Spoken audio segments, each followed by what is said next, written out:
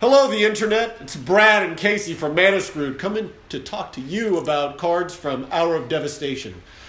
Yeah, Casey and I are actually more than just the pretty faces that you see in Majestic. We are also avid Magic the Gathering fans, and as the only thing we've really been talking about off screen is the new Hour of Devastation spoilers, we thought we'd take a minute to talk to you guys about some of the cards we're most excited about from an EDH, Legacy, and Limited standpoint. And I also am coming from a Limited, a little bit of Standard, and Modern perspective. That works. Yeah, let's just jump right in, guys. Let's just jump right into this. Let's start with the man himself, shall we? Oh, God. Nickelback himself. Oh, the best band, right? Nickelbolas God Pharaoh. This dude is just busted. As I was telling Brad, I could be in Limited. I could be pack 3, mono green. I get Nick, slam, easy, windmill slam, force him in, switch colors, all of it, drop the whole stack away. Just that guy. I play 14 cards, 26 lands, easy. Yeah, easy. See, and I would love to watch that because I would win against him. Because while I would absolutely draft Nickelbolas, it would be more for value and to stop. It's fun. It is fun. It's not just about winning. I know you're so accustomed to winning every game we ever play, but I like having fun. Listen, I love having fun, but the truth is, Nickelbolas, if I'm in one or two of his colors, I will absolutely reach to get him in. But he's a 7-drop that's 3 colors that are not the colors that you are even I'm looking exaggerating. I'm exaggerating. To an extent. But I'm not exaggerating. It's a card you take because, God forbid, you face the God Pharaoh, but you really don't literally destroy your chances at victory because you want to wedge one OP card in. Well, we'll let them decide. We'll tell you what some of the great stuff that he does, and you can decide whether you should just go mono green and switch over. All right? No, you could just listen to me. All right. Well, you could, or you can play Magic for fun. Well, listen, or you could do both. Fun. Winning is fun. Okay, listen. Nick, let's make it about Nick. All right. So first, fluffy. All right. +2. Card advantage. You just start exiling stuff from the top of your opponent's library until you get something that is not a land, and then you get to play it for free. Okay, that's super fun. And that's +2. That's not bad. And his +1 is also card advantage, making your opponents just exile cards out of their hand. Super frustrating to play against. Now the -4 is just a blast. Yeah. You just straight. Something gets -7. Something gets blown up. Yeah, if it's not hexproof or indestructible, it's just not in play anymore in Limited right now. Suddenly that Greater Sandworm is just a pile of ashes. Yeah, I mean, the ultimate -12 is just literally your opponent shakes your hand, pouts, and walks away. It's GG, man. It's so fun. It's target opponent flips table. It's like, really, it's ridiculous. Yeah, honestly, I don't see God Pharaoh as a Limited card. It's something that everyone will try and play. Sure. If you get to use it, it will, most of the time, win for you. I think you will lose far more drafts trying to find a way to get him in play once than the wins will be worthwhile. And I guarantee you, if you pull him at your pre-release and you play him one time, regardless of whether you win or lose, it'll be worth it. Especially to see the look on Brad's face when you just disintegrate one of his gods. The whole cast. Their lifelong dream is just to wipe the joy out of my face. No, it's not. The childlike wonder in my eyes. It's all right. All right, let's move on to a less busted. The other Planeswalker. Shamoon, the mediocre. Sameh. Yeah. Shamoon, I actually think, is a better Limited Planeswalker just because at 2 red and a green, you're actually going to use her. She's totally playable in colors that you're running in this set, and her plus ability is just target creature gets double strike. That is pretty good. But for 4, it's like giving one dude double strike every turn. It's like, now, if it was +1, creature gets double strike until your next turn, now we're talking turkey. Now that's something I can get behind. I'm like, okay. That's tasty. No, that's true. But here's the thing. Early game, Shamoon is going to change it from you and your opponent trading creatures to your opponent chump blocking if you're swinging. Sure. And if you have a similar board state, as long as your opponent's not ahead of you, they're not going to want to lose half of their life and get domed repeatedly to be able to hold back and swing back at Shamoon. And when you plus her, she goes up to 5. 5 points of damage is a lot to hold back and not block with, and then try and kill Shamoon. So I think you're going to activate that double strike multiple times. I think a lot of times you're just going to get little creatures chump blocked in front. But that's fine, because you know what that's giving me? That's giving me card advantage. I cast Shamoon, and now just her ability is going to let me wipe out 2, 3, 4 other creatures before they finally stack enough crap in front to kill the guy I'm attacking with. That is how you win Magic. Now, yeah, if you get to the ultimate, it's half of tooth and nail. -7, you go and get any 2 creatures and or planeswalkers and put them in and put them onto the battlefield. So it's just, you just go and get the pieces you want to win. So if they can't get through to Shamoon and they're protecting their life total, well, you're probably just going to win that way. All right, her minus ability, the -2, 2 damage split up, I don't care about that. What I really see in Shamoon is that becomes a card your opponent has to prioritize getting rid of, and you are going to make great strides towards winning that game when Shamoon hits. And it's 4. It's not 7 with 15 colors and pretentious horns with a little orb in the middle. It's just functional. Okay, so now when you really are so adamant about that double strike, I got to say there are a couple of cards that give your, especially in the green, creatures trample. Mm-hmm. You got that red green like charioteer from Amonkhet, and there's like it's not an overrun, but there's like a new trample card as well. So suddenly you giving like double strike to some of your tramplers. Okay, I agree with you. Shamoon may be a little bit above meh, but well, compared to the other, I mean, you're comparing her to one of the most powerful planeswalkers ever printed in Nickelbolas 2.0. No, I'm comparing her to Cast Out, bro. Like I feel like just a 4 mana removal. Yeah. Just get rid of permanent. Yeah, but she's not removable. She literally, she's not removable. She changes the face of the game the moment she hits the board. Outside of limited, though, I'm not going to see her getting a lot of love, really, other than being included in Super Friends EDH decks, where her ultimate will let you go and get 2 more planeswalkers that you want, drop them into play. And the fact that she's in green means doubling season hits. You cast her for 4, instant ultimate, go get 2 more planeswalkers, 2 more instant ultimates. That in itself wins a game. Just, game's done, thanks for playing, we're shuffling. Winning. He likes the winning. Let's talk about the gods. Let's talk about the gods. Let's talk about. I like how you point at me when you say that. You're learning. Yay. All right. Well, I mean, the god that everyone is most excited about, understandably, it's the Scarab God. It's the zombie god.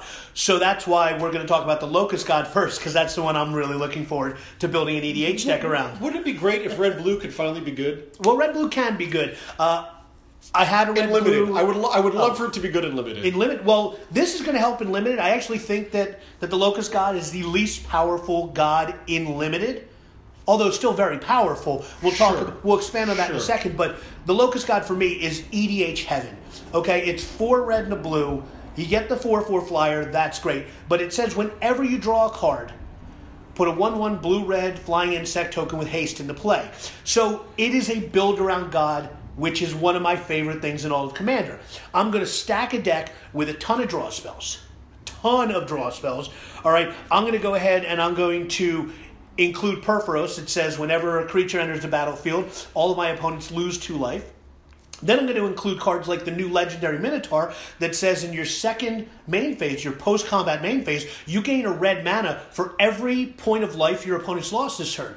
Well, if I just have us drawing 4 cards a turn, which Howling Mine and Font of Mythos will do, okay, in a 4-player game, that means all of my opponents took 8 damage just from our card draw. That means in my second main phase, I get 24 red mana to just do whatever the hell I want. The deck is gonna go ham. Obviously, Coat of Arms is kind of a no-brainer inclusion, and Mana Echoes, because infinite mana in red decks are just fun to do stuff with. Yeah. I mean, don't you kind of want to cast a fireball and split it 3 ways without channel and just be like, all right, everyone take 46, and just have them be like, did you really just win with a fireball? Winning! Yeah.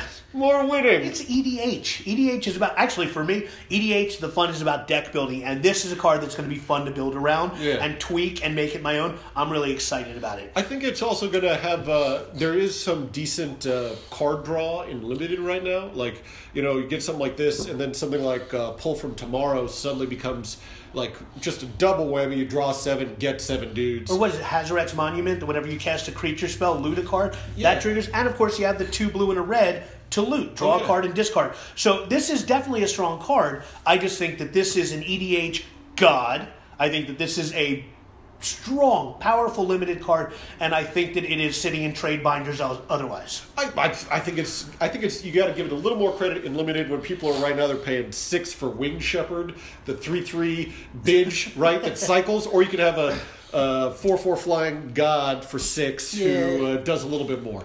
All right, well, let's go on. Let's talk about the Scarab God. All right, let's do it. Let's go zombies. Blue-black zombies, we've been trying to make this thing happen forever. It's like Fetch from Mean Stop Girls. trying to make Fetch happen. Yeah, stop trying to make blue-black zombies happen. Well, Geese and Geralt, everyone was excited when Geese and Geralt were spoiled. One of my best friends had a long, drawn-out argument with me over the phone. He's behind the camera. Long drawn out argument with me over the phone about how that is going to be a great commander and a great limited card, and it just didn't pan out. It ended up being like another tier 3 EDH deck. It's just so. I mean, there's recursion and it's not a bad card, but it's not a commander. This is the blue-black zombie commander that it's not just the one that we want. It's the one we deserve. Yeah, exactly.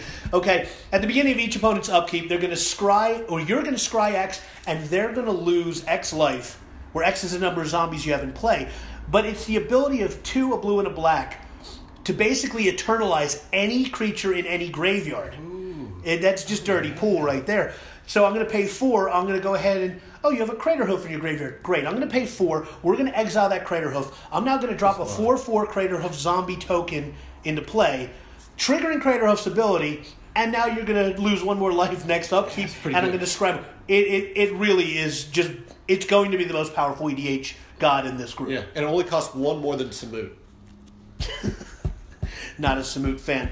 Yeah, and as far as limited, I mean, literally being able to take Eternalize away from your opponents and exile their creatures before they get a chance to. Pretty tasty. It is just dirty. And that scry and life loss in a match where you only have 20 life, in a limited match, that's going to be huge. So, Scarab God, just...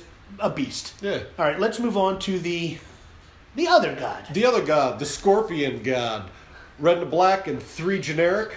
He's a 6/5. So already you're getting a 6/5 for 5. Not too shabby. It's got all this -1/-1 counter interaction where whenever a creature...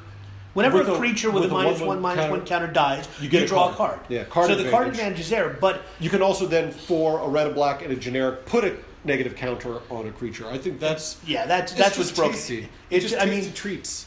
You prioritize creature removal in limited. You have to. This has permanent creature removal built in, and it's creature removal that turns into card draw. Yeah. And it's one of the few ways to deal with the indestructible gods from Amonkhet. Yeah. Because, that's great, you have an indestructible god. Well, I'm just going to put a couple -1 counters on until it goes away. Then I'm going to draw a card, and I'm going to savor the saltiness of your tears. Man, any chance you can make somebody who slams a Hazoret on turn 3 cry, it's worth it. It's absolutely worth it. Trust me, I've taken so much suffered by the hands of Hazoret this whole last block. Well, clearly Hazoret does not feel you are worthy. Yeah, Respect your god. Anyway, seriously, Scorpion God, I don't think is a great commander. I think that it's a card that you will include in any commander decks that run Bled and Wreck. Red and black, be it Mardu 4 or 5 color, whatever you're running. But I think Scorpion God is probably my favorite god from this set in limited. I would agree, in limited. There seems to be it's kind of all over the place. The Rakdos, you've got these Minotaurs running around that don't really synergize with much. It's got the negative counters, which is kind of more of the black-green. I still, again, digging this dude in limited, standard, not really seeing it. No. EDH as one of 99, not as a commander. Sure. Limited, regardless of what pack. Oh, yeah. I would pack 3... Pick one, I would take this and change to black-red for this card. Okay, because it's not 3 colors, it's 2 colors, and I really do think it is that broken. And while they're not indestructible anymore because Nickelbolas stripped them of their name, which is awesome. such great flavor. He's not Bob the Scorpion God, he's just a Scorpion God. So he's no longer indestructible, but he does come back to your hand. Recursion, Yeah, so I mean, it's once one of these hits the board, it is literally no longer a limited matchup where it's 1 against 1. It is now, I'm playing my deck, my opponent is only worried and only focused on getting rid of this god. Yeah. And if they can't exile it, they're pretty screwed. Yeah. So it's amazing. Hey, this new block has a bunch of cards. You've been saying that there's just a bunch of good stuff for EDH, yeah? Yeah, I mean, actually, for the last couple sets, I feel like the R&D over at Wizards have really been focusing on EDH more and more. And every set, I feel like there are more cards that they're including that are clearly designed with EDH in mind. And there's also a few cards in here that are just absolute bombs, regardless of where you play them. But yeah, from an EDH standpoint, the few cards that I'm really excited about, first of all, obviously, well, maybe not obviously, the card that I'm going to mispronounce is Majestic Myarch. It's 4 and a green for a flying, well, it's a creature that has power and toughness equal to twice the number of creatures you control. That's just ridiculous. Like, literally, turn 4, turn 5, you're dropping it as an 8/8 or a 10/10. If you're playing tokens? If in an EDH token deck, you're just dropping this 30/30 monstrosity. But it gets keyword soup. Okay, so what happens is at the start of your upkeep, or I'm sorry, at the start of your combat phase, any keywords that your creatures have, the Myarch gets until end of turn. So Vigilance, and First Strike, and Double Strike, and Death Touch, and Haste, and almost all of the keywords that you're looking for, they're all there. So if you have a guy with Haste and Vigilance and Flying, great. I just dropped an 8/8 Vigilant Haste Flyer for 4 and a green. It is degenerate, and there's no green EDH deck that I can think of that doesn't want one of these. Yeah. It just doesn't exist. And really, there aren't many. I mean, I guess someone could run a Fog-ish pillow for it, but otherwise... Fog. Otherwise, you just want this in every deck. I'm just going to move on. I don't know what else to say. Yeah. The Hour of Revelation is the card that really made me feel like Wizards is all aboard the EDH train. It's 3 white to destroy all non-land permanents. Just poof, gone. Now, the fact is, or the bonus that makes it such an EDH masterpiece, if you will, is it only costs 3 white to cast this if there are 10 or more non-land permanents in play. So clearly geared with, or tuned with multiplayer in mind. In a 4-player game, by turn 3, you're probably going to have 10 non-land permanents. So this just becomes an auto-include in every white EDH deck, except maybe 5-color decks, because white can slow you down a little bit, but it's just so powerful. Yeah. And then the other board white, the Bantu's Last Reckoning. Yeah. Same. It's going in. Dark Ritual board white. Oh, yeah. Ridiculous. One black, destroy all creatures. Drawback is your land zone on tap next turn. But if you, like you said, tap 1 swamp for Dark Ritual, you're only dealing with, 1 lost. Or, if you do that, even without Dark Ritual, like I run a Yeheni deck in EDH, Yeheni I can make indestructible by sacking a creature, and then Yeheni gets stronger for each one of my opponent's creatures that die. To just have a couple of my lands not on tap, but be left with an overpowering commander that's going to just walk through and kill you via commander damage, love this card. Yeah. Absolutely love it. The last couple that I'll mention, Uncaged the Menagerie. A lot of people are not digging this card, but I think that this, in the right circumstance, can be an EDH godsend. X green, you just, you pay 4 mana, and then you go and you tutor for any 2/2 drops in your deck. You pay 5 mana, any 3/3 drops in your deck. They all have to have different names, but in EDH you can only run one of any card, so that doesn't matter. But let's say you have this and you get up to 8 mana. I'm going to go and get Triskelion, and I'm going to go and get Mikaeus, and there's my infinite combo. It lets me tutor the multiple pieces of my combo. So I think that Uncaged the Menagerie, while I don't expect to see it in most constructed, I think that it is a tutor in limited, so it will be run. But I think that in EDH, it really has applications that people are going to appreciate as time goes on. And the last thing, you got to mention Crucible of Worlds with a heartbeat. Ruminap Excavator, 2 and a green for a 2/3 that lets you play lands out of your graveyard. And if you're really a terrible person, and in green, mono green especially, there's a lot of us, you get Nazusa in play, you get the Excavator in play, and then you play a Strip Mine, and you pretty much just locked out your opponent. Because, cool, I'm going to strip away 3 of your lands every turn. And if this happened early enough, you're not going to be able to stop me. So it's pretty broken. Limited-wise, you have the cycle lands. If you get one of these, it makes those cycle lands nice, because basically that's just free card advantage. All right, I'm going to cycle my desert, then I'm going to play it, and now I'm going to show you all these cards I have, and you're going to single tier. Single tier. Like Elijah Wood in Lord of the Rings coming out of the cave. Yes, that was before the 15 endings that came after the logical ending. Oh yeah, they did a lot of endings on that. They did. They ending. hammered it home. Yeah, But that being said, I'm a big Lord of the Rings fan and a big Elijah Woods fan, and I wish Wilfred was still on TV. We've gotten off track. Let's change direction. Let's talk about some limited cards. All right? So the power level is about to go like this. All right? He's talking about these sweet rares, these mythics, these board wipes, these auto includes. I'm going to talk about standard cards that you're going to see in like mid pack picks. All right? So the first thing I want to talk about are these desert cycle lands. All right? So there's a lot of desert synergies coming up where you play a regular common or an uncommon, and if you have a desert in play or in your graveyard, you get something that makes that card kind of worth considering playing. Yeah, like there's a 3 and a red for a 3/3 creature that if you control a desert, it bolts when it comes into play. Exactly. So there's a lot of synergy, which makes deserts appealing. And, of course, there's a lot of things that work with cycling, and card draw in general is always great. I like these as kind of lands that I would grab for mana fixing. Yeah. Because there's going to be situations where, great, I got the red mana I needed to cast Shamoon in my mono green deck. But there's also going to be scenarios where it's like, I don't need this red right now, I want another card. And it gives me both options. So yeah. I'm digging them. Yeah, it's nice to have non-colorless desert mana to include. So that's in there. Yeah, but they're not getting anywhere except limited. Yeah, that's just a limited card. It's just instead of running 16 mountains, you might include the Desert of the Fervent or something like that. Anyway, the red desert. The red desert. Then I want to talk about Lethal Sting. All right, it's black and 2 generic for a sorcery speed. Put a -1/-1 counter on a creature you control, destroy a creature, all right? This is a common card. It's just a piece of common removal. It's not super fancy. It's not going to get the notoriety of something like, what is that? Everything we've talked about. What is the... Fatal Push. No, well, yeah, Fatal Push. It's no Fatal Push. But it's pretty good for a common and limited. Well, here's the thing. In this set, it's really strong because these gods are not indestructible, all right? And, I mean, any removal is good removal.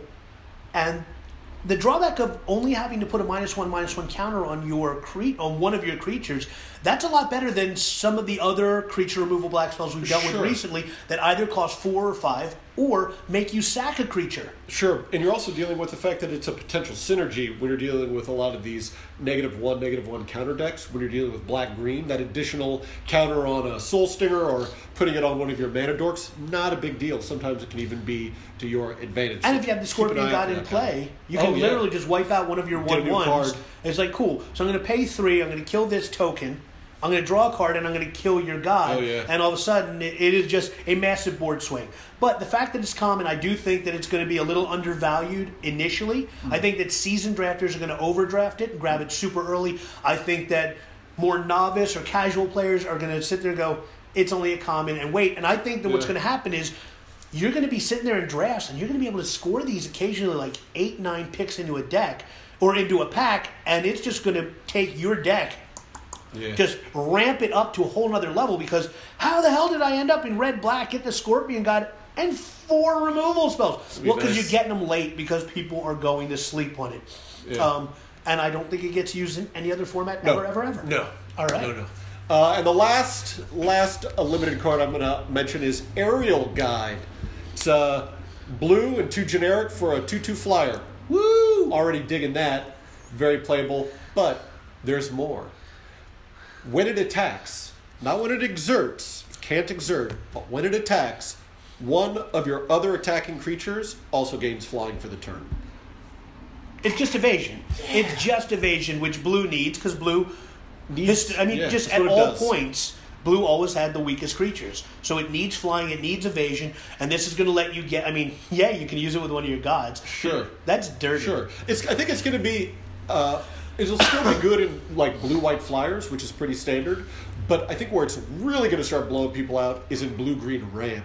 Because you get a bunch of these big, nasty green dinos, and you just get them flying. Ooh, I like it. It's tasty. It's a tasty treat for me. And again, as you said, 2/2 flyer for 3 is something you pick mid-pack, and you don't cut. 2/2 flyer for 3 that gives another one of your creatures evasion. Every turn. Yeah, this is a card that's just not going to get cut. the value in your 3 mana creature spot. Yeah. There are very few things in this set that compete. Oh, yeah. Like in Limited, I'm probably running this over the Crucible guy. Sure. Only every time, unless I'm not in blue. Like it's a bomb. It's a common bomb. I keep waiting for blue to be good. Maybe this is the start of that. It is rare to find such a powerful common. Okay. I still like you. So let's talk about Modern for a second. All right. There's one card that I want to talk about, and this is not something that I discovered. This is something that has been talked about already. But just in case you didn't know about it, I think it's important that we let you in on this. So there's a deck in Modern called Death's Shadow, which is performing very well right now. It's just really good. I won't go into the intricacies of the deck. You can look it up. There's tons of articles about it, tons of people who play it. Yeah, it's like tier 1, tier 1.5 in Modern right now. It's built around Death's Shadow. Death's Shadow. Which is a degenerate card. It's 1 mana for a 13/13 that gets -X where X is your life total. So the whole point of the deck is get myself down under 12 life, and then cast him for 1, and then just swing away. And all of a sudden, I'm at 8 life, but now I'm swinging with a 5/5 or a pair of them. There's a new card coming out, a split card, that is going to make that deck even more viable, and that card is called Claim to Fame. The way this card works is for 1 swamp, you can bring a creature from your graveyard that costs 2 or less back to the battlefield. In Death Shadow's case, that is the Death Shadow. It costs 1. The other half of the card, the Fame half, is 1 in a red that gives that creature +2/+0 in haste.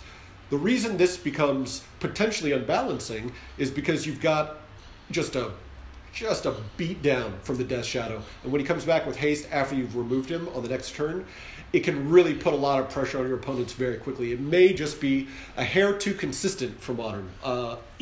Death Shadow is a deck that lives and dies by the 4 copies of Death Shadow in the deck. A 13/13 1-drop that gets -X, where X is your life total. What this does, basically, is it adds 4 more Death Shadow to the deck. Yeah. Because, again, for 1 black on my first main phase, I can cast Claim. Now, the fact that the Aftermath Fame allows me for 1 in a red more to give it +2/+0 and haste just means that, oh great, you fatal push my Death Shadow, you feel like you're stabilizing, I know that I'm coming at you next turn with that same Death Shadow, plus some. That's more powerful. Oh yeah.